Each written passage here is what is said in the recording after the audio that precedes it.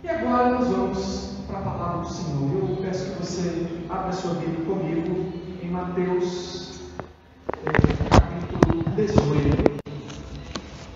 Mateus, capítulo 18.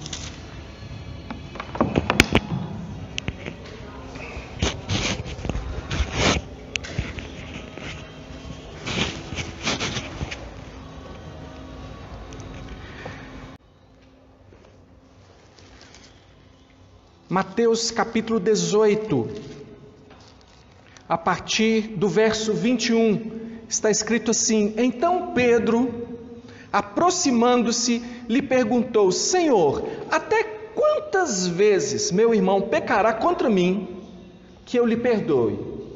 Até 7 vezes? Respondeu-lhe Jesus: Não te digo que até 7 vezes, mas até 70 vezes 7. Por isso, o reino dos céus é semelhante a um rei que resolveu ajustar contas com os seus servos.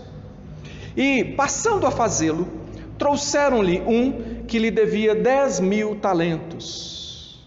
Não tendo ele, porém, com o que pagar, ordenou o Senhor que fosse vendido ele, a mulher, os filhos e tudo quanto possuía, e a dívida fosse paga. Então o servo, prostrando-se, reverente, rogou: Sê paciente comigo, e tudo te pagarei. E o senhor daquele servo, compadecendo-se, mandou embora e perdoou-lhe a dívida. Saindo, porém, aquele servo encontrou um dos seus conservos, ou seja, alguém que servia com ele, também era um servo do mesmo rei, um dos seus conservos, que lhe devia 100 denários. E agarrando-o, o sufocava, dizendo: Paga-me o que me deves. Então o seu conservo, caindo-lhe aos pés, lhe implorava: Sê paciente comigo, e te pagarei. Ele, entretanto, não quis, antes, indo-se, o lançou na prisão, até que saldasse a dívida.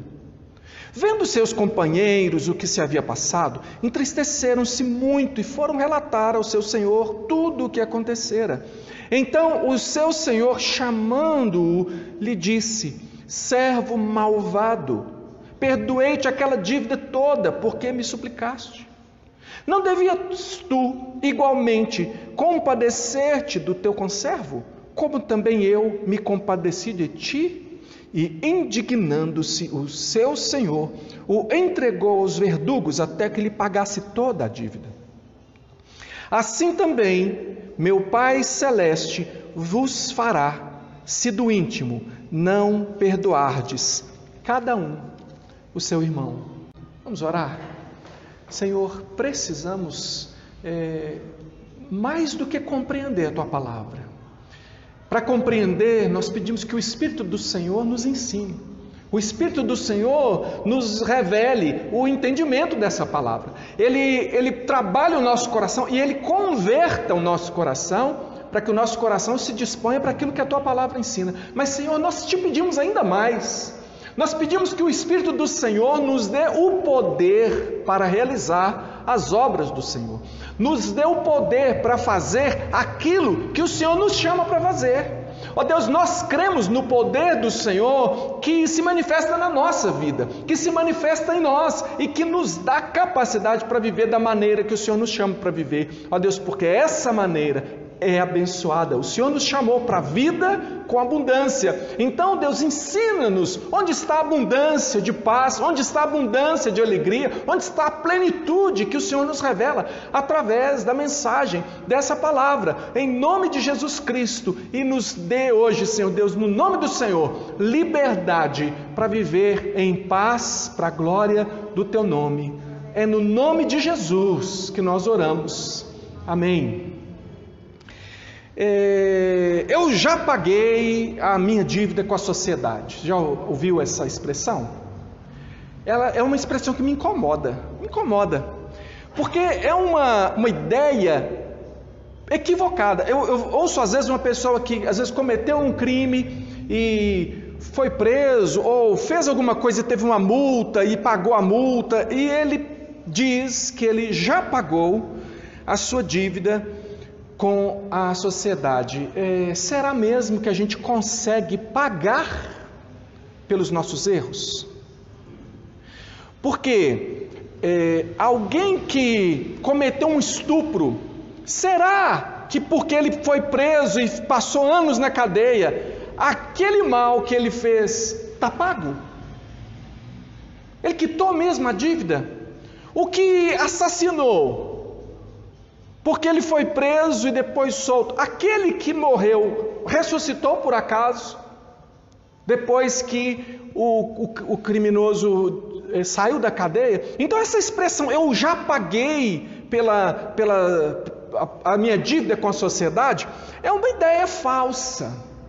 Tem um ditado que diz o seguinte, há 3 coisas que não voltam: a palavra falada, a seta ou a flecha despedida e a oportunidade perdida. Meus irmãos, a palavra falada, muitas vezes, há palavras que ferem mais do que uma faca, ferem mais profundamente. Palavras faladas em silêncio, quando devia haver uma palavra, também fere, também machuca. E será que dá para correr atrás, como se corre atrás? Correria alguém atrás de uma flecha e a apanharia antes que ela ferisse alguém, que ela atingisse o alvo?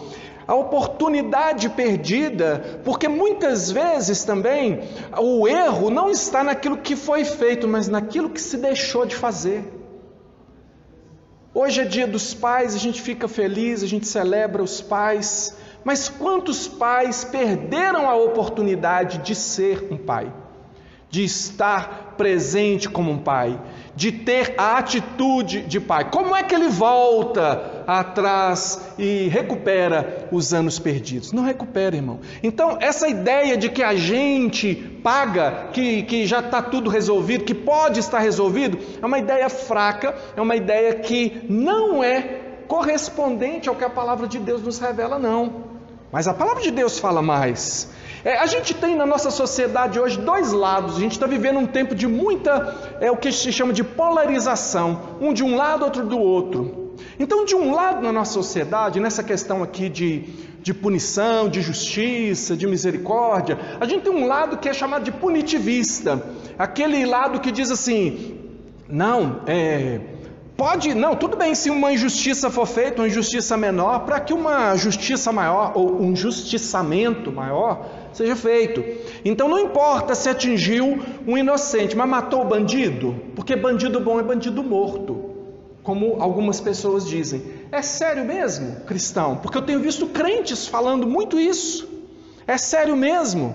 Vamos começar a matar os bandidos da Bíblia? Vamos matar Davi, um adúltero que tramou a morte do marido daquela com quem ele adulterou? Ou matar o apóstolo Paulo, que segurava as roupas para apedrejar Estevão, e que também dizia ele nas suas falas, eu não sou digno de ser chamado apóstolo, porque eu devastava a igreja de Deus. Será, irmão? Então vamos pensar se aquilo que a gente está considerando justiça é realmente justiça, ou se a gente não deve pensar o que a palavra de Deus fala a respeito. Mas tem um outro lado também completamente errado. É um lado que eu considero assim, anarquista. É um lado que chega a dar mais direito para o bandido do que para a vítima. É aquele que diz que as pessoas que cometem os ilícitos, que erram, que pecam e etc., elas na verdade são vítimas da sociedade. Então, no final das contas, não tem culpado, porque o culpado nunca é aquele que fez o mal, mas o culpado é o outro. O culpado é o pai, é a mãe, é o antepassado, é o ancestral, sei lá. Sempre outro, nunca a pessoa assume a culpa. E existem pessoas hoje defendendo isso, buscando leis que façam isso, que chegam a isso. Será que é assim? É isso que é a misericórdia que a palavra de Deus revela? Não é. Até entre os homens existem dívidas impagáveis. Como eu mencionei, tem coisa que não dá para pagar. Não dá para pagar. Agora eu te pergunto, como é que a gente faria para lidar com a santidade de Deus. Se determinada coisa que eu fizer contra você, eu nunca conseguiria pagar por isso, eu nunca conseguiria remediar isso com você. Imagina o que seria eu me encontrando com o Deus Santo, com o Deus Altíssimo. Como é que fica a situação do ser humano diante de Deus? Porque todos os pecados contra qualquer pessoa que seja, até aqueles pecados que eu cometo contra mim mesmo, são antes de tudo pecados contra Deus. Como é que fica a situação da gente diante de Deus? O tamanho da dívida daquele homem da parábola é um valor exorbitante. Jesus usa um cálculo assim, praticamente absurdo, para dar a dimensão da dívida que nós, pecadores, temos com Deus. Porque a dívida desse moço aqui seria alguma coisa em torno de 60 a 100 milhões de dias de trabalho.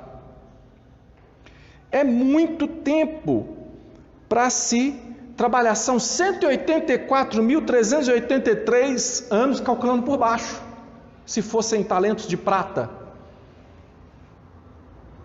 Ou seja, o que Jesus está dizendo?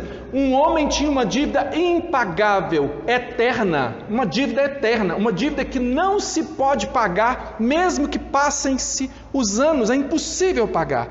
E de uma forma bem clara e objetiva, nós entendemos que o Senhor Deus é o Senhor, Ele é o rei nessa história aqui, Ele é o rei. E o devedor é o homem, sou eu, você, suplicando misericórdia da parte de Deus. Mas o problema desse que está suplicando aqui na história é que ao mesmo tempo que ele está pedindo, clamando misericórdia para si, ele não estende misericórdia ao outro. Ele não tem disposição para estender a mesma misericórdia e perdão ao outro. E o que acontece então com ele? A dívida é executada. A execução da dívida é o juízo final. É o dia em que Deus vai chamar todos os homens a prestar contas diante dele. É isso que essa história está falando. E naquele dia o Senhor Deus dirá aos que estiverem à sua esquerda: apartai-vos de mim, malditos, para o fogo eterno, preparado para o diabo e os seus anjos, porque eu tive fome e não me deste comer. Eu tive sede e não me deste beber. Eu era forasteiro, você não me recebeu. Eu estava nu, você não me vestiu. Eu estava enfermo, ou estava na prisão, e você não foi me visitar. Ou seja, você é uma pessoa que viveu totalmente alheio e indiferente à necessidade do outro, inclusive a necessidade de perdão, de socorro. Você agiu assim, por isso você está à minha esquerda, e por isso você vai ser lançado no lago que arde com fogo e enxofre. Qual a solução? Qual a solução do problema da dívida, das dívidas impagáveis? Qual a solução? A solução de Deus é o perdão.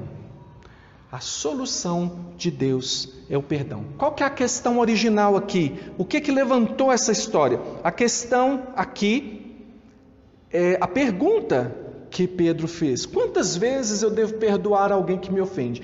Os religiosos da época, os fariseus, eles consideravam que no máximo 3, já estava bom demais. A 4ª vez já não precisava. E às vezes a gente critica os fariseus, irmãos, mas sinceramente, a maioria de nós não chegaria a 3. Olha para você mesmo, não estou falando do que Deus é capaz de fazer na sua vida, não estou falando em você regenerado, transformado, eu não estou falando de você cheio do Espírito Santo, não. Estou falando você no natural. A maioria das pessoas bateu, levou. Então, a questão aqui é quantas vezes, e Jesus usa um valor que 7 era considerado um número de perfeição para o judeu. 10, um número inteiro também, sim, um perfeito. Então ele fala 70, que é 7 vezes 10, vezes 7, que é a perfeição de novo. Então assim, ilimitado, perdão ilimitado, não tem limite para o perdão. A questão não é uma questão de matemática.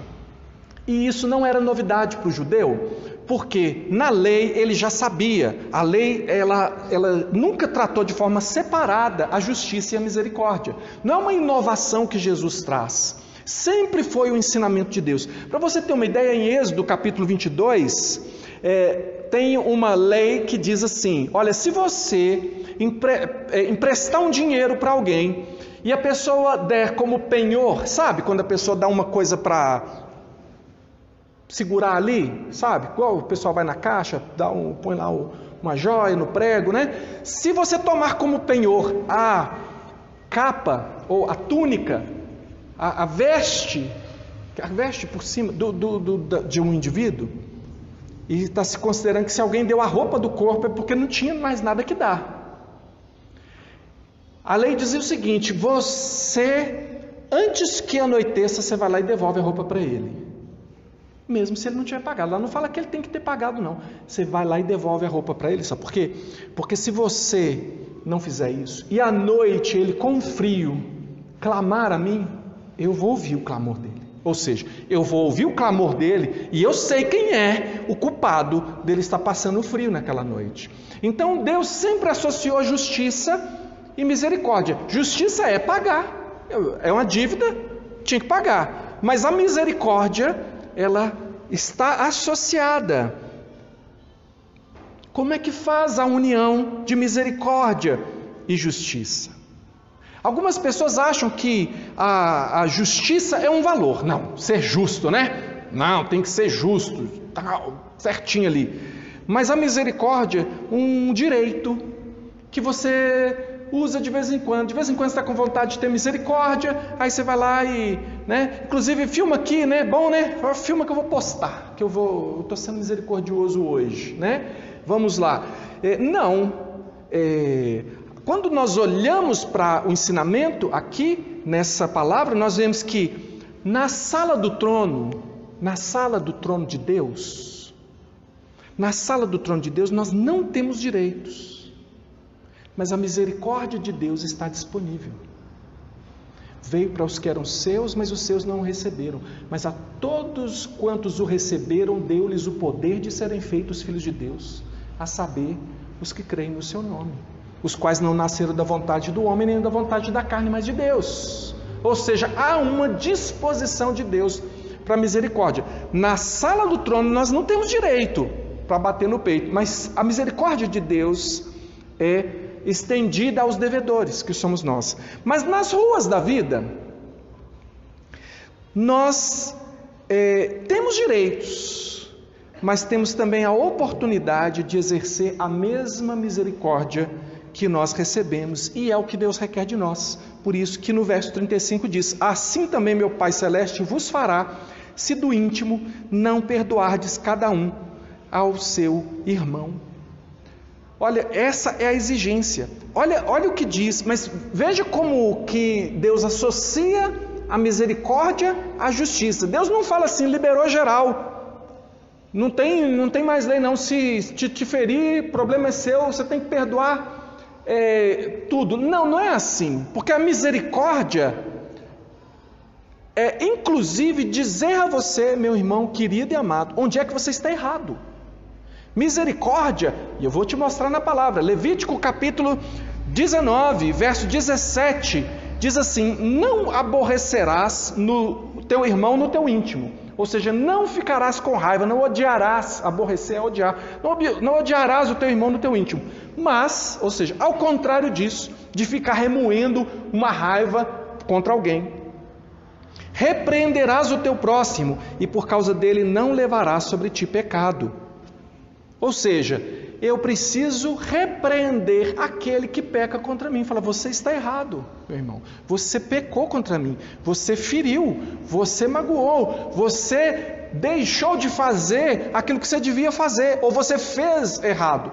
É assim que nós devemos proceder. Mas não como aquele sujeito da história que foi lá para condenar e julgar fora, para julgar na cadeia, mas para provocar uma mudança. Para eu deixar bem claro para você que essa parábola aqui não diz respeito a que você simplesmente deve perdoar e esquecer tudo sem ter algo a fazer a respeito do irmão, é que no mesmo capítulo 18, a partir do verso 15, ensina como é que se deve tratar um irmão faltoso. A Bíblia, aqui no mesmo capítulo, Jesus ensinou: se o teu irmão pecar contra ti, vai até ele. Se ele se arrepender, ganhaste teu irmão. Se ele não se arrepender, chama outro irmão, uma ou duas pessoas, e vai de novo até ele. Se ele se arrepender, ganhaste teu irmão. Que é o objetivo. O objetivo é o arrependimento, é a mudança. Mas se ele não se arrepender, aí diz-o a igreja.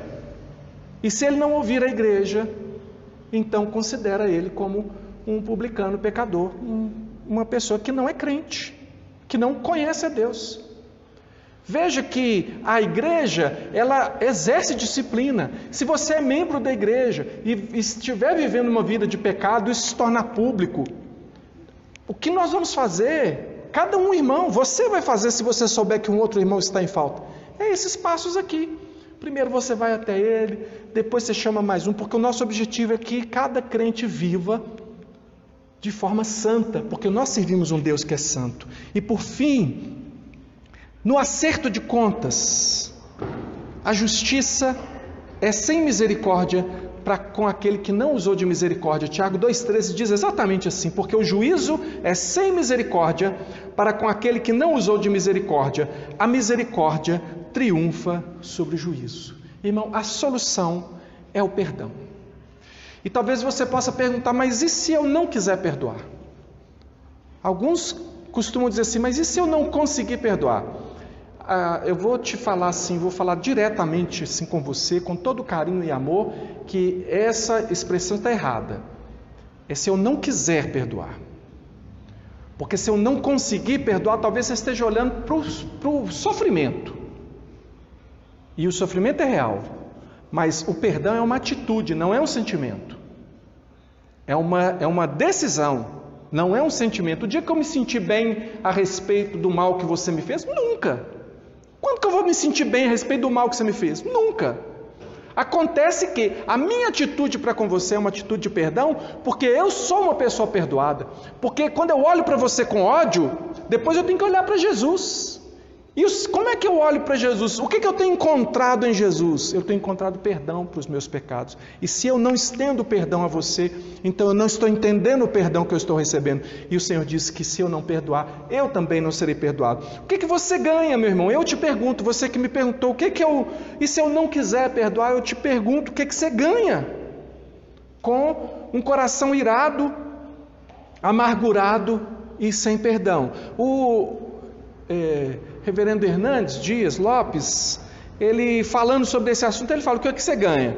Comentando essa parábola, você ganha a ira de Deus, né? Você viu a ira aqui do rei contra o sujeito aqui? Você ganha a ira de Deus, tristeza das pessoas à volta, porque quando vê você em rixa com outro irmão, em rixa com seu cônjuge, em rixa com outra pessoa, as pessoas ao seu redor se entristecem, vão lá falar com o Senhor: Senhor, olha a situação do irmão ali, ó. E aí o Senhor vai lá, né? Aprisionamento, porque aquele que não perdoa, ele fica preso. Irmão, você tem que entender como que Deus é amoroso quando Ele dá a ordem para você perdoar. Você sabe por quê? Porque Ele está falando de liberdade para você. Ele está falando de liberdade para o outro, porque você tem que deixar aí, você tem que parar de segurar essa situação aí, mas você é que é liberto, porque o seu coração, numa outra ilustração, o reverendo Hernandes diz assim: pessoa que não perdoa, ela fica com aquele negócio ali agarrado. Aí ela faz uma viagem, fala assim: não, finalmente vou fazer uma viagem. Ela vai até para uma praia, senta lá na areia. Quando ela senta lá, ai que legal. A pessoa que fez mal para ela senta do lado dela, na imaginação dela. Por quê? Porque ela fica remoendo, a amargura volta, o sentimento volta. Então quando você não perdoa, você é escravo. E o Senhor Jesus não chamou você para a escravidão. É por isso que ele fala assim, ó, como você fala para uma criança, que nós somos criança, irmão, diante de Deus, que você pega ela pelo braço assim e fala assim: vem comigo aqui, ó, passa aqui, vamos lá, ó, atravessa aqui comigo. Ó, você vai atravessar com seu filho, chorando, estribuchando, mas você não vai deixar ele ser atropelado pelo carro. Deus diz assim: se você não perdoar, eu não te perdoo. Por que ele fala isso? Porque você foi chamado para a liberdade. O Senhor Deus quer que você tenha a atitude que Ele tem, que você se espelhe nele. Então o que você ganha mantendo o coração endurecido, o flagelo final e o fechamento da misericórdia para você. Porque uma pessoa de coração fechado, que não aceita perdoar, segundo a palavra de Deus, é uma pessoa que não entendeu o perdão de Deus. E, portanto, se não entendeu o amor e o perdão de Deus, é porque não foi perdoado por Deus. E o seu destino é o inferno. Aqui não está falando de perder a salvação, não. Aqui está falando de nunca ter tido a salvação, de nunca ter entendido o perdão de Deus na sua vida. Mas aquele que entendeu o amor e o perdão de Deus, ele, com dor, seja como for, ele vai se submeter à ordem de Deus, porque ele sabe que é bênção sobre a sua vida. De modo que a solução de Deus, irmão, é o perdão. Deus exige de nós a justiça do reino. E a justiça do reino é associada com a misericórdia. E o que nós vamos participar agora, e eu chamo os presbíteros, por favor, a tomar os lugares aqui, os irmãos do louvor. O que nós vamos encenar, porque isso é uma encenação, você já percebeu? Porque a gente repete, o Senhor nos ensinou que a gente deve repetir sempre, fazer todas as vezes em memória dEle. O que nós estamos relembrando aqui agora? Nós estamos relembrando que existe um juízo sobre o pecado. E o juízo, a dureza do juízo de Deus se abateu sobre Jesus, para que nós pudéssemos ser perdoados. Então Deus não liberou ninguém de pecado não, irmão. Você não ficou liberado não. O pecado foi castigado, só que o castigo que nos traz a paz estava sobre ele. O castigo foi sobre Jesus. Quando nós participamos do pão e do cálice, não é uma espécie de benzeção para a gente não, a gente sabe o que a gente está fazendo, e a Bíblia diz que a gente deve saber, deve discernir o que a gente está fazendo. E aí a Bíblia diz: examine-se, pois, o homem a si mesmo, e assim coma do pão e beba do cálice. Eu quero orar com você agora, e eu gostaria que você pensasse se no seu coração tem raiz de amargura, se o seu coração está preso agora por pecados que foram cometidos contra você. Talvez seu coração está preso lá no passado, irmão.